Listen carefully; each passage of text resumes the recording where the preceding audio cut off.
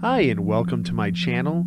Today we are going to be taking a trip to St. Elmo, Colorado. St. Elmo is designated, and very much so, a ghost town in the mountains of Colorado. Past Buena Vista, it's really in the center of the state, up high in elevation. This is the road that you take there, and as you can see, it's a nice, pretty road, really windy.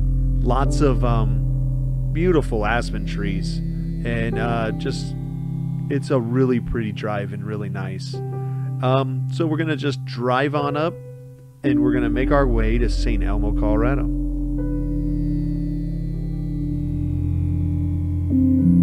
So here's a little info about St. Elmo. St. Elmo was founded in 1880. It lies in the heart of the Sawatch Range, about 20 miles southwest of Buena Vista, Colorado, and it sits at an elevation of 9,961 feet, which is pretty close to 2 miles above sea level. So that's where St. Elmo is. People do live in this area. As you saw back there, there was a log cabin. Here was a cool little place that was on the road on the way there that we just stopped at. It had a sign that said it was the High Lonesome. I'm not really sure what this building is. It said no trespassing and everything, but it's almost like it's got a room and something, like, and then like this separate room here, and then there's this upstairs part. I don't know if this maybe was a service station of some kind or something like that, but it's a very odd looking building, as you can see, and it's old. It's kind of cool. There was some neat stuff inside of it, but it looked like somebody was just kind of using it as like a shop or a place that they just kept their stuff. So I didn't poke around there very long because I was wanting to get up to St. Elmo. It's from the drive when you're coming in. It's about 10 miles on this road up there, and it is pretty windy.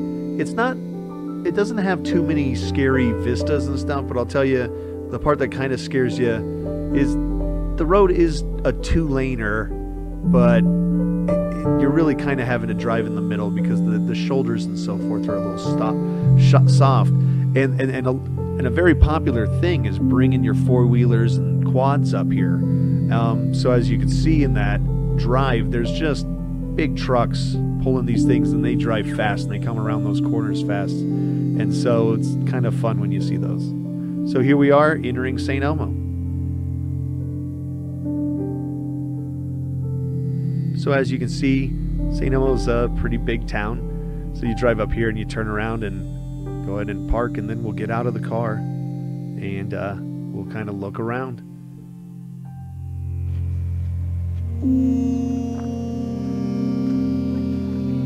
So St. Elmo is on the National Register of Historic Places. It's listed as a historic district, and so it does get state funds and stuff for kind of the upkeep and stuff. It is considered Colorado's best preserved ghost town, which, as you can see, a lot of these buildings and everything is really nice.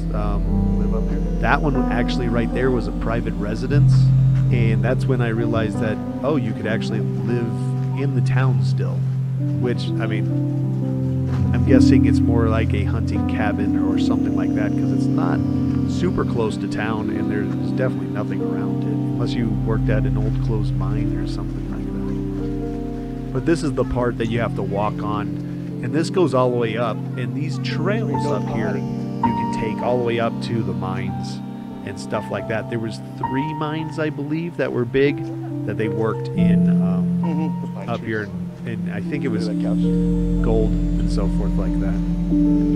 This cabin kind of had a cool old thrashed up couch right there. And then the river just runs right there on the other side of the fence, and it's running really big and nice. I tried to open one of the windows on this building, but you couldn't. But yeah, as you see, it's a pretty cool log cabin, and it's definitely old.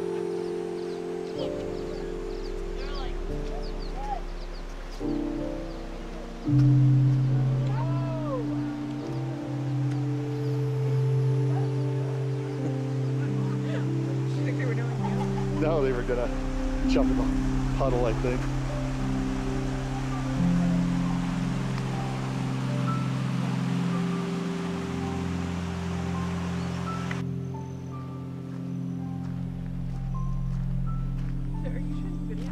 Yeah. Of the beautiful town of St. Elmo.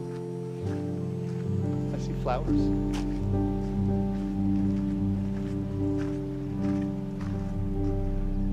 Pretty flowers.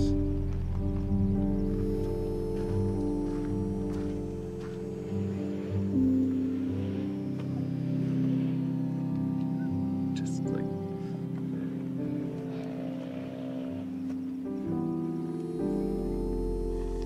old junk.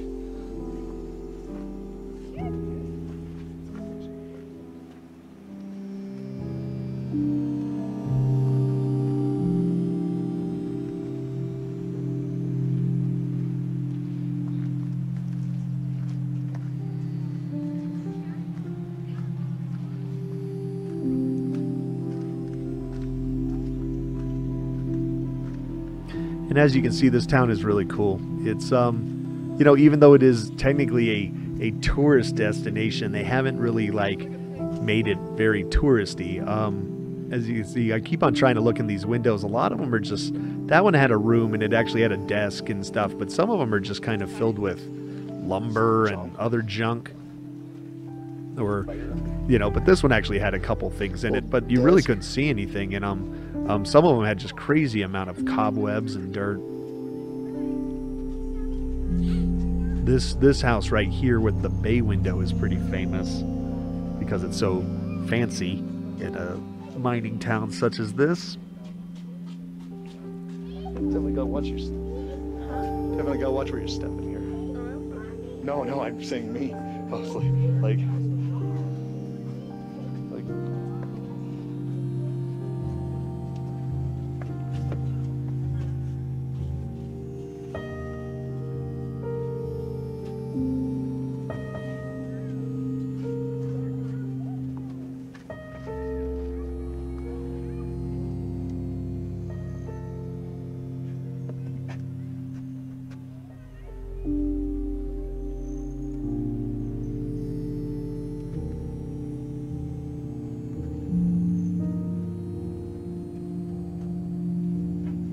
And right there's the sign. It says paid for by the state, historical whatever.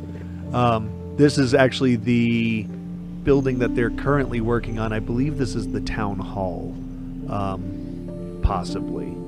There's a couple buildings that were damaged in a fire up there in 2002, and so they're being rebuilt by, I believe it's a historical society out of Buena Vista. And so they're kind of fixing up a little bit of it. But as you can see, most of the town's pretty well preserved. It would be cool if you could go into some of these old buildings and poke around. That'd be really neat, but they don't really allow it. So, and this is the building that's under construction right here. As you can see, they got it all completely stripped out.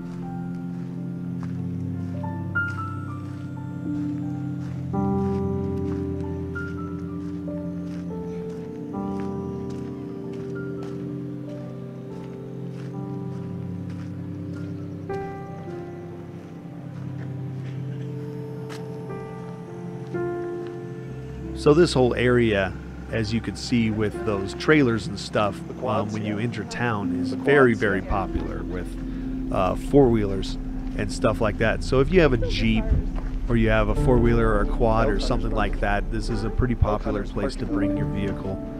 You do have to have state stickers, I believe, on them, but you can ride basically all the old mining roads and so forth. They're just giant trails that go everywhere.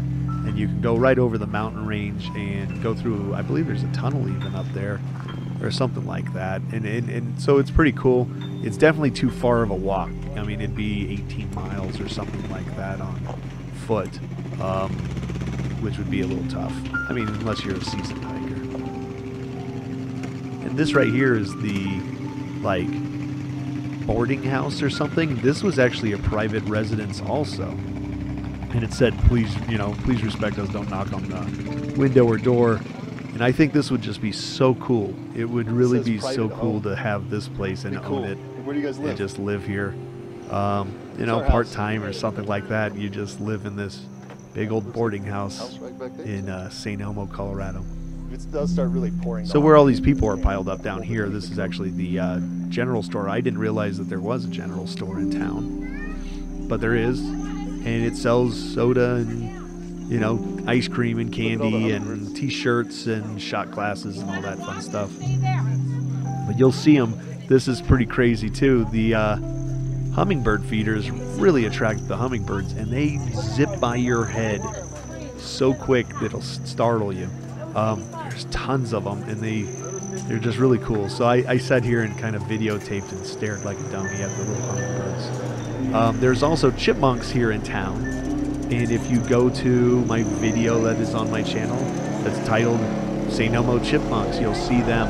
There's about 1 million of them, and you can buy feed for them here at the store, and you can walk across the street and sit on a railroad tie and hand feed the chipmunks right out of your hand. They'll crawl all over you and stuff. They're the cutest little things. So other than these guys just kind of zipping by your head 24/7, you also have a lot of chipmunks. So it's kind of a cool little thing. Chipmunk food, 50 cents. It's cool that they have like a little store. Let's go in there. So this is like the outdoor permanent garage sale, antique sale area. Most of these things seem to have price tags on them and stuff. At first it looked like kind of just a random pile of stuff, but it's a bunch of old stuff. You know, might as well walk around and poke your head. There's some cool things up here too, but there was nothing that really jumped out that it was like, boy, I need to get that. And it's just kind of neat that they do. I mean, they got this like pile of old tools here and this tack, and then there was just that pile of old bicycles. And there's some signs, and you know, there's a milk jug. And you know, I like antiques and old stuff just like anybody else, and so, you know, I was giving it a look, but I didn't see anything that was definitely needed for my homestead. I don't need some old wagon wheels or a, you know, a no dumping sign or something like that. So yeah, this is just the little kind of antique-y area next to the general store that you can go ahead and look at, which is kind of cool. And I guess you could purchase something if you wanted.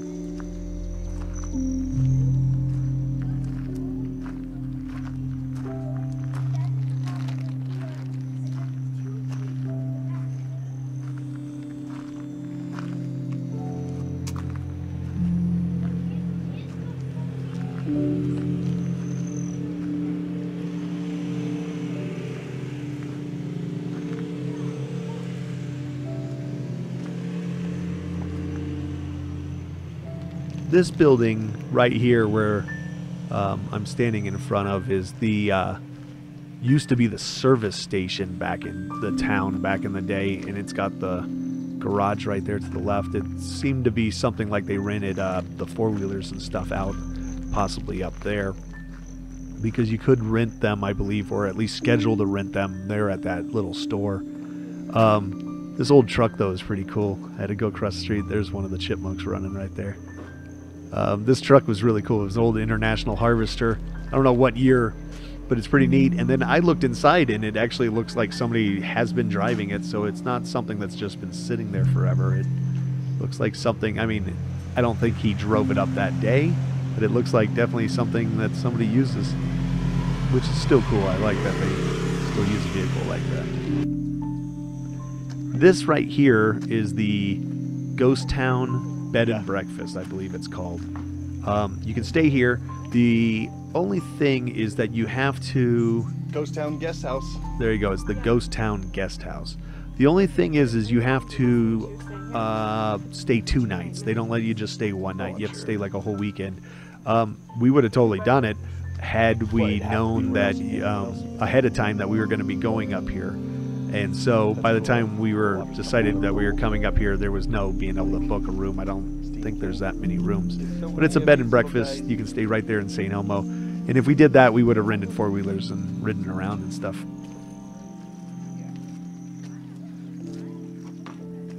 The Breaker's distant cousins. Breaker's distant cousins.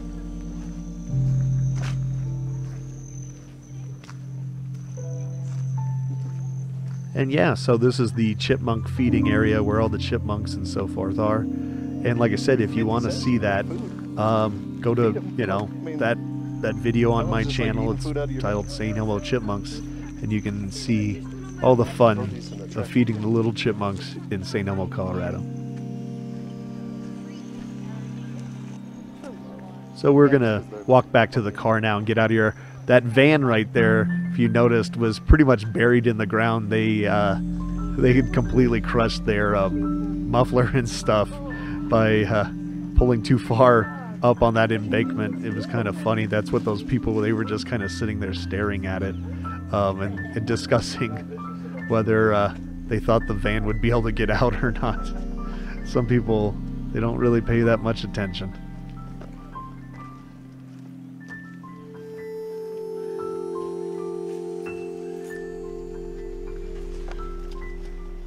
Tin Cup Pass. I love places like this.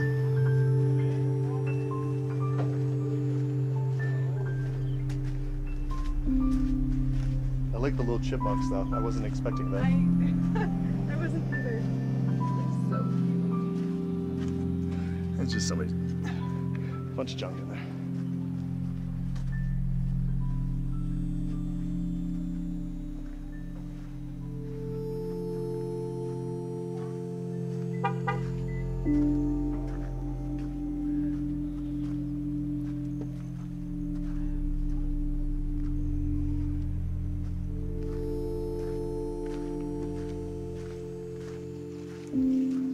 See, I'd say drive that way, but yeah, it's hard to figure out if you can turn around though.